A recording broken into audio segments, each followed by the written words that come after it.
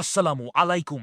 যুক্তরাষ্ট্রের president Donald Trump ইসলামী প্রজাতন্ত্র ইরানকে ধ্বংসে সফল হবেন না বলে মন্তব্য করেছেন ইরানের সর্বোচ্চ নেতা আয়াতুল্লাহ আলী খামেনি। মঙ্গলবার দেশটিতে দেওয়া এক ভাষণে খামেনি ওই মন্তব্য করেছেন। একই দিনে সুইজারল্যান্ডের জেনেভায় দুই দেশের উচ্চ পর্যায়ের কর্মকর্তাদের মাঝে পারমাণবিক সংকট নিয়ে আলোচনা শুরু হয়েছে। সুইজারল্যান্ডের জেনেভায় দ্বিতীয় দফায় আলোচনা শুরুর আগে পারস্য উপসাগরের হরমুজ প্রণালীতে সামরিক মহড়া শুরু করেছে ইরানের ইসলামিক রেভলিউশনারি গার্ড কোর। পারস্য উপসাগরে smart control of the strait of Hormuz নামে এই নৌ মহড়া শুরু হয়েছে। ইরানের রাষ্ট্রীয় টেলিভিশনের খবরে বলা হয়, commander in chief major general Mohammad পাকপুরের তত্ত্বাবধানে নৌবাহিনী এসব নিবিড় মহড়া পরিচালনা করছে।